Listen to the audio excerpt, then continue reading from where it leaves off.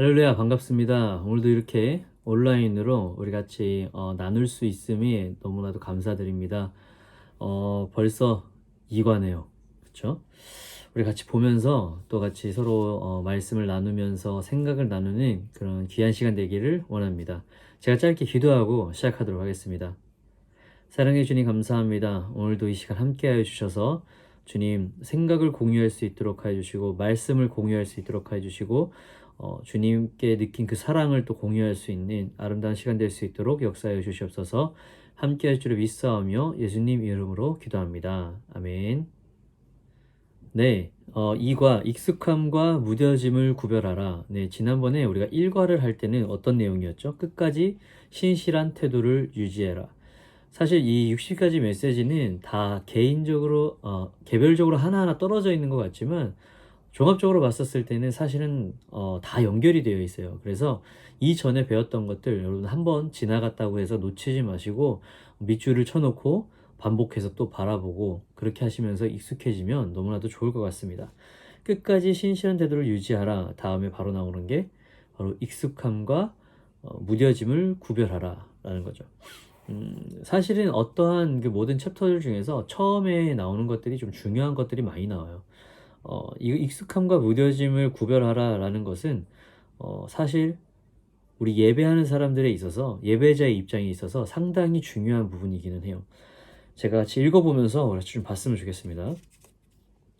여호와여 주의 행사로 나를 기쁘게 하셨으니 주의 손에 행사를 인하여 내가 높이 부르리이다. 여호와여 주의 행사가 어찌 그리 크신지요 주의 생각이 심히 깊으시니이다. 시편 92편 4절에서 5절 말씀입니다. 계속 읽어보도록 하겠습니다. 처음으로 우리 아이들은 영화관에 데려갔을 때가 생각난다. 아이들에게 그 모든 경험은 매혹적인 것이었다. 심지어 건물 안에 들어가기 전에 표를 사는 것 그 자체가 모험이었다.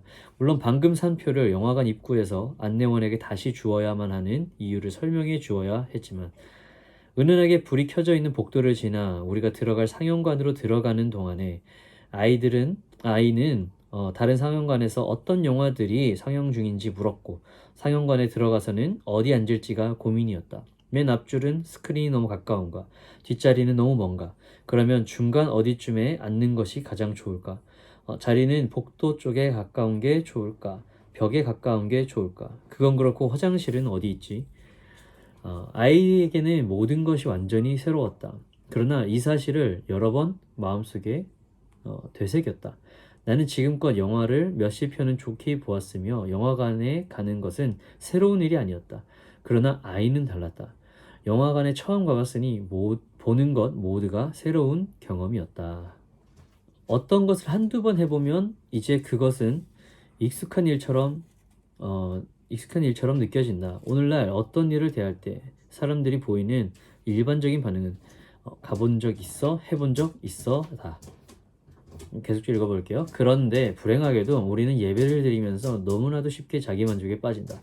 예배를 한두 번 드리면서 우리가 하는 말들, 행동, 감정, 그리고 음악에 익숙해지기 시작하고 곧 그것에 무관심해진다. 지금 여기서 이야기하고 있는 것은 아이가 처음 영화관에 갔었을 때의 그 설레임. 지금 앞에 보면은 어떻게 보면 쓸데없이 좀 많이 길게 설명을 해놨어요. 영화관에 들어갔을 때의 그 아이의 입장에서의 그런 설레임. 근데 우리가 예배를 할 때 이런 설렘이 있는지를 좀 생각해 봤으면 좋겠어요. 어떻게 보면은 이렇게 생각할 수도 있어요. 예배를 매번 하는데 어떻게 이렇게 매번 설렐 수가 있지? 이런 생각을 할 수가 있거든요. 근데 여러분 반대로 생각하자면 설렘이 없는 예배는 사실 온전히 예배라고 말할 수가 있을까라고 하는 거죠. 어, 결국 예배는 설렘이고 감사예요. 지금 여기 보면은 이 아이가 영화관에 처음에 들어갔을 때의 그 설렘, 모든 것들이 새롭고 모든 것들이 어떻게 보면 처음 경험된 거고, 그죠? 두근두근하고. 물론 우리가 한 예배의 장소에서 어떻게 보면 늘 새로운 환경이 아닌 계속 똑같은 환경에서 예배를 드리는 것 때문에 그게 설렘이 없을 수도 있어요. 하지만 중요한 건 뭐냐면 하나님의 말씀은 매일매일 새롭게 다가와요. 예. 그렇기 때문에 여러분 어, 이 새로운 설렘이 없다 혹은 많이 무뎌졌다 라고 느껴진다면 여러분들 스스로를 좀 점검해보는 그런 시간들을 가지면 좋을 것 같습니다. 지금 여기서 이야기하고 있는 거는 예배를 한두 번 드리면서 우리가 하는 말들, 행동, 감정, 그리고 음악에 익숙해지기 시작하고 곧 그것에 무관심해진다 라고 하는 거예요. 여러분들 이걸 보면서 저는 무엇이 먼저 생각이 났냐면 요즘에 많이 우리가 겪고 있는 예배가 있죠. 바로 온라인 예배예요. 우리가 모이지 못하는 상황이 많이 이루어지다 보니까 온라인으로 예배를 드리기 시작하는데 그나마 우리는 첫 온라인 예배를 드릴 때의 행동과 지금 우리가 드리고 있는 온라인 예배의 행동이 조금 다르지 않을까라는 것들을 좀 생각해 보게 돼요. 처음에는 우리가 온라인 예배도 예배이기 때문에 나름대로 일찍 일어나서 준비하고 꾸미고 똑같이 우리가 예배 교회를 갈 때처럼 그렇게 꾸며요. 하지만 시간이 지남으로써 조금 편한 옷을 입게 되고 여성분들은 좀 화장을 조금 더 가볍게 할 수도 있겠고 그죠? 뭐 세수도 가끔 지나갈 때도 있겠고 예. 저는 가끔 그런 모습을 보게 돼가지고 스스로 좀 너무 많이 생각해보는 시간이 되었었어요. 여러분들 이게 익숙해지기 시작했을 때에 무엇에 익숙해지기 시작했을 때에 여러분들 반드시 거기서 한 번은 멈추고 생각을 해야 됩니다. 여기 익숙해진다는 것은 뭐 좋은 말로 표현을 하자면 여러분들이 그 분야의 어떤 전문가가 되는 그런 걸로 또 인식을 할 수가 있지만 결국 익숙해진다라는 것은 뭐냐면 그만큼 거기에 대한 설렘이 없어지는 거고 그만큼 기쁨이 사라지는 거거든요. 네. 그렇기 때문에 다시 한번 멈춰서 점검해보는 그런 시간을 가지면 여러분에게 너무 많이 도움이 될 것 같아요. 계속 읽어보도록 하겠습니다. 반면 시편 기자는 여호와여 주의 행사로 나를 기쁘게 하셨으니 주의 손의 행사를 인하여 내가 높이 부르리이다. 여호와여 주의 행사가 어찌 그리 크신지요 주의 생각이 심히 깊으시니이다 라고 고백한다. 자기 만족은 전혀 없고 새로움과 감격이 넘쳐난다. 지금 이게 시편 92편 4절 5절 말씀이잖아요. 우리가 앞에서 읽어봤잖아요. 이 말씀을 찾아보셨으면 아시겠지만 이 부분에 이 장에 그 제목이라고 해야 되죠. 성경에 제목이 있는데 안식일날 부르는 노래라고 되어 있어요. 이게 찬송시예요. 찬송시. 그러니까 안식일날 예배를 드릴 때에 이렇게 고백을 했다라는 거예요. 자, 주의 행사. 여러분 행사라고 하는 것은 결국 주님께서 행하신 일들을 말하고 있어요. 하나님께서 행하신 그 일들이 나를 기쁘게 했다라는 거예요. 그러니까 내가 무엇을 해가지고 기쁜 게 아니라 하나님이 행하신 그 일들 때문에 기쁘다고 이야기를 하는 거예요. 그죠? 그리고 주의 손에 그 행하신 일로 인해서 내가 하나님을 결국 높이 부를 수밖에 없다. 여호와여 주님께서 행하신 그 일들이 어찌 그리 크신지요. 가늠할 수 없을 만큼 크다라는 거죠. 주의 생각이 심히 깊으신 것을 제가 이제서야 깨닫습니다. 라는 그런 내용이에요. 여러분 지금 이거는 사실 시편의 전반적인 내용은 stop and thinking 이라고 이야기하더라고요. stop and think라고 해야 되고 그러니까 뭐냐면 멈춰서서 생각하고 감사하는 거거든요. 결국엔 여러분들 우리가 예배를 함에 있어서 예배를 이제 드릴 때 여러분들 한 번씩 다 경험은 있을 거예요. 꼭 예배가 아니더라도 여러분들 일상생활 속에서 여러분들이 삶을 살아가면서 이런 적이 있었을 거예요. 야, 어떻게 하나님께서는 이렇게 행하셨지? 어떻게 하나님께서는 그러면서 감탄하면서 여러분들 뭔가 고백을 했던 적이 분명히 있을 거예요. 근데 지금 이 시편 기자는 예배를 하는 순간에 그렇게 간다라는 거예요. 우리 예배 가운데에 잠깐 멈춰서서 생각했었을 때에 하나님이 하신 그 일들이 얼마나 놀라운지를 깨달으면서 가는 예배가 있다면 그 예배는 너무나도 크고 감격적이고 새로운 예배가 될 거라는 거죠. 우리는 과연 그 예배가 언제 있었는지 혹은 여러분 지금 그렇게 하고 있다면 너무나도 감사함으로 또 나아가면 되는 거예요. 네, 계속 읽어보도록 할게요. 영어 성경 New Living Translation NLT라고 되어 있거든요. 그 가피플 성경 읽으시는 분들은 아마 제가 알기로는 기본 제공으로 되고 있는 걸로 알고 있어요. 한번 보시면 좋을 것 같아요. 영어 성경에서는 이것을 더욱 강조한다. 주님, 당신이 하신 모든 일들에 나는 전율을 느낍니다. 하나님이 당신에게 행하신 일로 이내 전율을 느낀다고 하나님께 고백했던 가장 마지막 때가 언제인가? 고백하는 것이 문제가 아니라 하나님이 당신의 삶에 행하신 일들로 인해서 실제로 전율을 느꼈던 마지막 때가 언제인가? 이 질문 참 예배자로서는 멈추지 않고 스스로 계속 질문해야 될 거예요. 어, 이거를 무언가가 언제 한번 깨닫고 한 번씩 그래도 너무나 감사한 거긴 하지만 우리가 예배를 할 때 있어서 특별히 우리 찬양팀이 예배를 할 때 있어서 매 순간순간 질문해야 될 문제긴 해요. 네, 여러분. 그런데 여러분의 삶이 그래서 평안하다고 할지라도 여러분들의 삶이 감사하게 계속 흘러가고 있다 할지라도 여러분들 영적 전투는 끊임없이 진행이 돼야 돼요. 여러분의 삶 속에서 끊임없이 이루어져야 돼요. 이런 질문들이 바로 그 영적 전투 중에 하나예요. 단순히 그냥 평안하게 흘러가는 게 다가 아니라는 것을 꼭 우리가 깨달으면서 살아가야 될 것 같습니다. 지금 여기 보면은 영어 성경으로 보면 주님 당신이 하신 모든 일에 나는 전율을 느낍니다 라고 하는 거예요. You thrill me라고 되어 있어요. 당신으로 인해서 나는 스릴을 느낀다라는 거예요. 스릴을 느낀다. 그러니까 전율이라고 표현하는 건데 여러분들에게 어떤 경험이 있었는지 저는 모르지만 저 같은 경우에는 한 집회에 참석했었을 때였어요. 집회에 참석했을 때였었는데 청광영 목사님의 불을 내려주소서란 찬양이었는데 그 찬양이 빠른 찬양이고 막 신나는 찬양이기 때문에 보통 마지막 날 우리가 뛰면서 찬양할 때 그 찬양을 많이 했었어요. 그런데 어느 날 그 찬양을 하는데 제가 너무나도 다른 느낌을 받은 거예요. 너무나도 그 가사가 나를 뜨겁게 만들고 나를 전율하게 만들었어요. 막 소름이 돋고 그러면서 눈물이 나기 시작했거든요. 내가 하나님 그 불이 돼야 되는데 이 세상을 살아감에 있어서 불이 되어서 뜨겁게 뜨거운 열정과 뜨거운 마음과 그리고 죄악을 다 불태우면서 살아가는 그런 힘이 있는 불꽃처럼 살아가야 되는데 하나님 나는 왜 그렇게 살아가지 못하고 있습니까? 라는 회개와 동시에 전율을 느끼면서 또 깨닫게 해주신 그 주님께 전율을 느끼면서 있었던 그런 경험이 있었거든요. 여러분들이 어떤 그런 경험이 있었는지 저도 물론 그 뒤로 많은 예배 가운데에서 이 전율을 느낀 적이 정말 많이 없어요. 정말 많이 없어요. 참 그게 너무나도 어렵기는 해요. 하지만 우리가 그것을 느끼며 나아갈 수 있게 영적 전투를 해야 된다라는 거예요. 뒤에 계속 읽어볼게요. 요한계시록은 예수님이 돌아가시고 부활하신 지 60년이 지난 AD 90년대 후반에 쓰여졌다고 한다. 이 책은 7교회를 향한 주님의 말씀으로 시작한다. 분명히 이 편지를 받은 이들의 부모 세대 중 몇 명은 예수님을 직접 뵙고 예수님과 함께 길을 걸어갔을 것이다.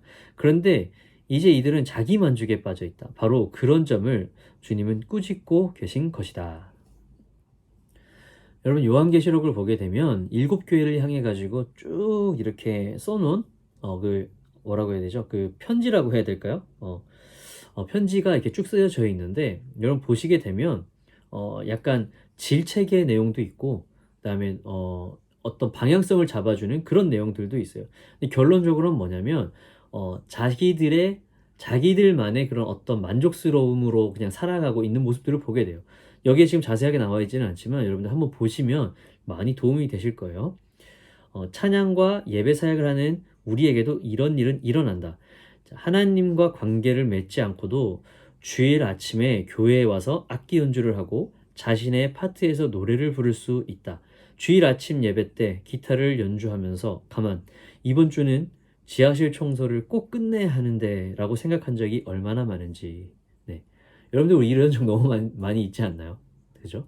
우리가 매주 와가지고 하나님을 예배하고 하나님을 찬양하고 그리고 먼저 앞서서 하나님께 영광을 돌려야 되는 그런 자리에 있는데 우리의 초점은 지금 사실 다른 곳에 맞춰져 있어요. 다른 곳에. 여러분 이게 그래도 나는 뭐 예배에 관련된 것만 생각했어 라고 생각하실 수가 있는데 여러분 세션 때문에 많이 고민한 적 있지 않아요? 근데 그 고민은 고민에서 끝내고 연습 때 끝내고 예배 때는 내려놔야 되는데 너무 이 세션에 집중한 나머지 하나님을 찬양하는 초점을 놓칠 때가 많아요. 여러분 저는 이거를 뭐라고 표현하고 싶냐면 초점이 없는 눈맞춤이라고 이야기하고 싶어요. 제가 여러분과 눈맞춤을 하고 있는데 이게 눈맞춤이 아니라 뭔가 이 뒤쪽에 다른 걸 바라본다면 방향은 나를 보고 있는데 나의 이 초점은 다른 곳을 바라보고 있는 거예요. 여러분, 이야기를 할 때, 누군가와 대화를 할 때 서로 마주 보거나 경청하지 않는다면 그 대화는 이루어지지가 않아요. 예배를 조금 다르게 표현을 하자면 예배는 결국 기도, 그죠?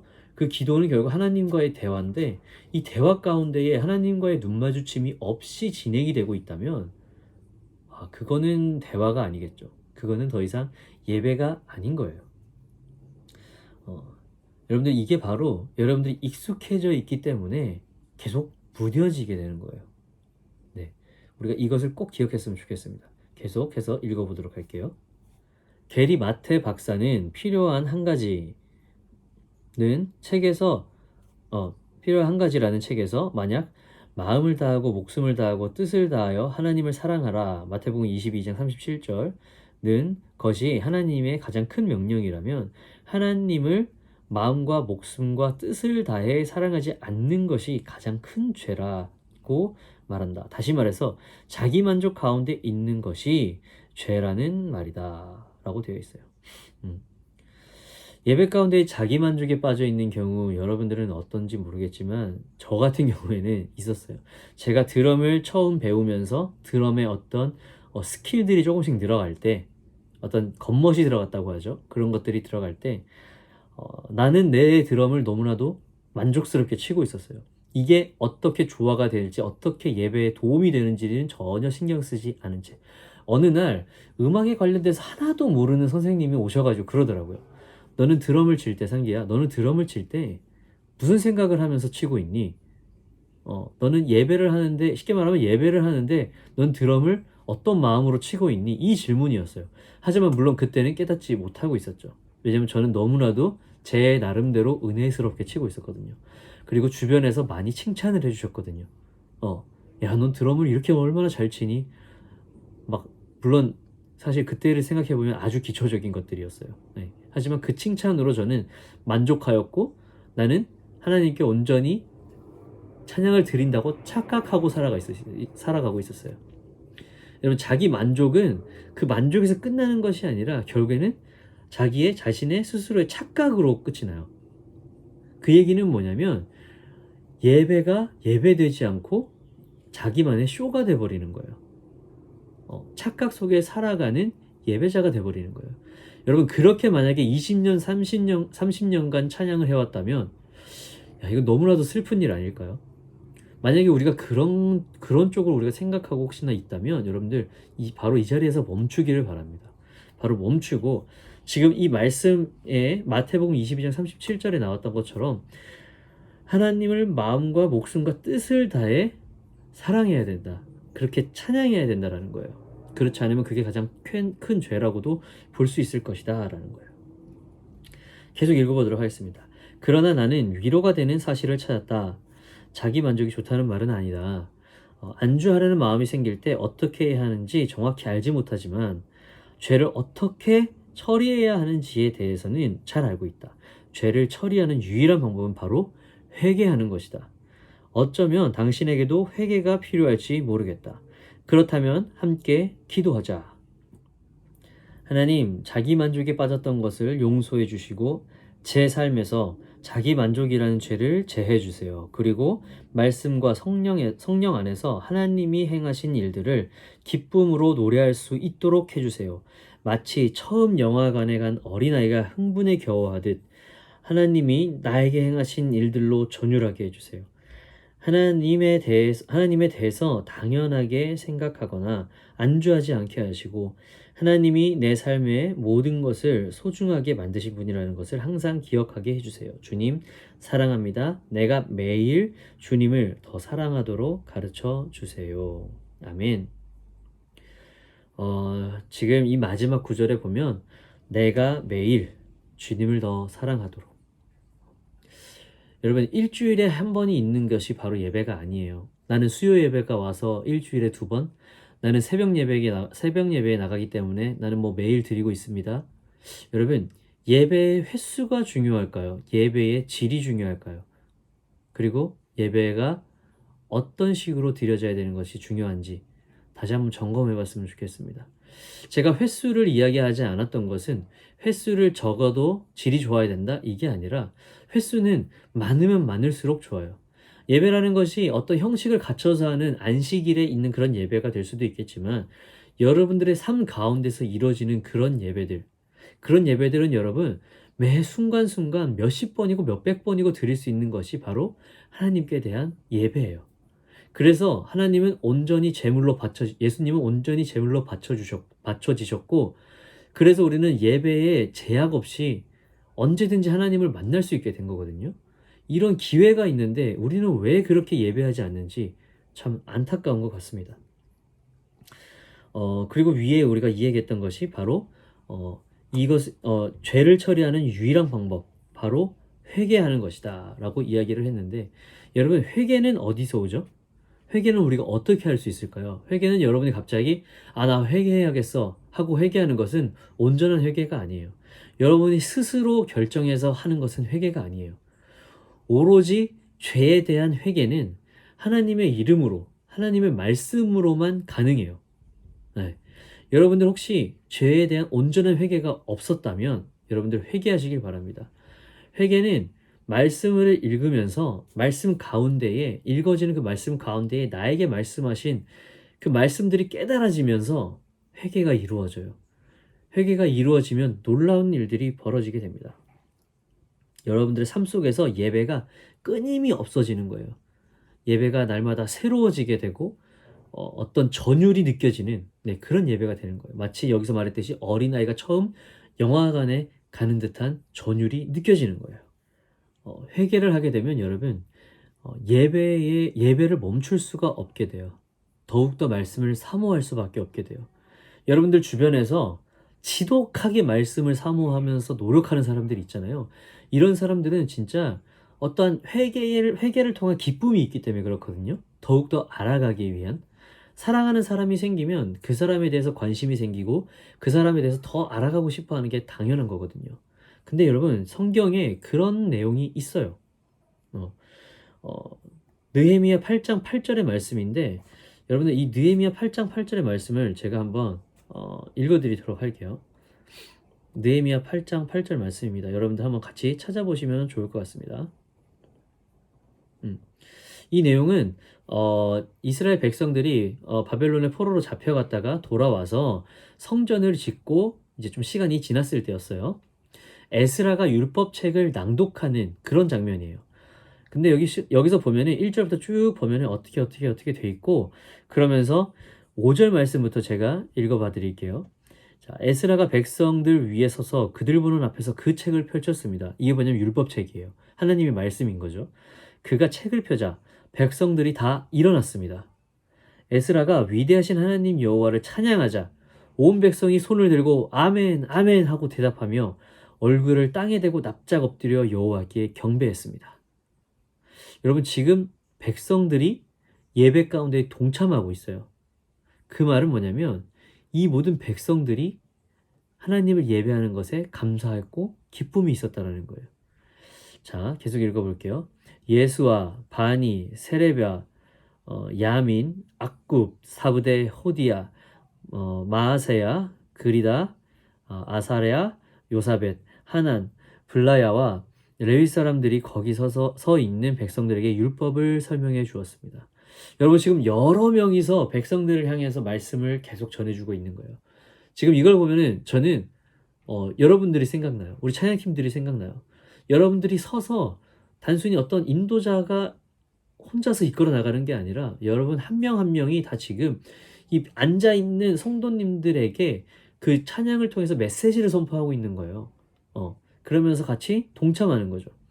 그리고 나서 이제 이야기하는 거예요. 그들이 그 책, 곧 하나님의 율법을 읽고 그 읽은 것을 백성들이 알아듣도록 설명해 주었습니다. 여러분 그 뒤에 어떤 일이 일어나냐면 9절부터 쭉 이야기가 나오는데 어떤 일이 일어나냐면 백성들이 율법의 말씀을 듣고 울었다고 표현되어 있어요. 왜 울었을까요? 왜 울었을까요? 뒤에 보면은 이날은 우리 하나님 여호와의 거룩한 날이니 슬퍼하거나 울지 말라라고 했는데 저는 여기에 있는 모든 사람들이 단순히 슬퍼서 울었다고 생각하지 않아요. 물론 이 슬퍼서 울었다라는 얘기는 무언가가 지금 자기의 자신들의 그런 죄악된 모습들, 그런 것들에 대한 회개가 있기 때문에 울었던 거거든요. 반면에 기쁨으로 나아가는 사람들도 있었을 거란 말이죠. 근데 중요한 건 뭐냐면 슬퍼하거나 울지 말라라고 했으니 지금 이것들을 토대로 봤었을 때에는 많은 백성들이 그 율법책을 통해서 깨닫고 있었다라는 거예요. 무언가를 깨닫고 있었다라는 거예요. 그러면은 이 백성들의 깨달음으로 인해서 어떤 일들이 일어나느냐? 그 뒤에 지금 보면은 그 뒤에 쭉 읽어보시면 알겠지만 에스라는 첫날부터 마지막 날까지 날마다 하나님의 율법책을 낭독했습니다. 그들은 7일 동안 절기를 지켰고 8일째 되는 날 규례에 따라 공회를 열었습니다라고 되어 있어요. 그러니까 여러분 말씀을 단순히 한 군데에서 끝나는 게 아니라 이걸 다르게 표현하면 회개를 이제 통한 이제 기쁨으로 나가는 그 사람들이 결국에는 뒤에 기쁨으로 잔치를 벌이거든요. 근데 그 잔치들을 통해서 기쁨으로 하나님께 예배를 드리면서 단순히 한 번으로 끝냈다라는 게 아니에요. 규례에 따라서 쭉 지켰고, 날마다 끝까지 하나님의 말씀을 낭독했다. 하나님을 예배했다라고 되는 거거든요. 여러분, 우리의 예배가 자꾸 멈춰지거나 새롭지 않거나 자꾸 무뎌지는 것 같은 느낌이 든다면 여러분들 그 안에 있는 회개의 문제를 다시 한번 점검해 보길 바랍니다. 그래서 이 느헤미야 이 8장에 나왔던 이 말씀처럼 에스라가 함께했던 이 내용의 말씀처럼 여러분 말씀이 끊이지 않고 여러분들 사이에서 기쁨으로 나아갈 수 있는 그런 여러분들이 되었으면 좋겠습니다. 그래서 우리 책에 이렇게 고백했던 것처럼 주님 사랑합니다. 내가 매일 주님을 더 사랑하도록 가르쳐 주세요. 라는 진실된 고백이 여러분들의 삶 가운데에 매일매일 울려 퍼지는 그런 우리 찬양팀이 되었으면 좋겠습니다. 감사합니다. 제가 기도하고 마치도록 하겠습니다. 사랑해 주님 감사합니다. 우리의 예배를 받아주시고 함께 해주시는 주님 기쁨으로 나아가오니 주님 역사해 주시옵소서. 말씀을 통한 회개가 있도록 하여 주시옵소서. 우리 가운데에 어린아이와 같이 순수함에 그 예배가 없다면 그 전율을 느낄 수 없는 예배가 없었다면 주님 다시 회개하며 나아갈 수 있도록 해주시고 그 기쁨을 다시 회복시켜 주시옵소서. 주님 익숙함 때문에 우리가 예배하지 못하는 경우도 많이 있습니다. 하지만 그 익숙함을 넘어서서 무뎌지게 된다면 그 너무나도 슬픈 눈맞춤이 없는 그런 초점이 없는 눈맞춤이 되는 그런 경우가 되지 않겠습니까? 주님 붙잡아 주시고 역사해 주시옵소서. 그리하여서 아버지와 온전한 예배를 이뤄나갈 수 있는 귀한 예배를 드릴 수 있도록 함께해 주시옵소서. 역사해 주를 믿사오며 예수님 이름으로 기도합니다. 아멘. 하나님께 영광의 박수 올리며 나아갑니다. 다음에 또 뵙도록 하겠습니다. 감사합니다.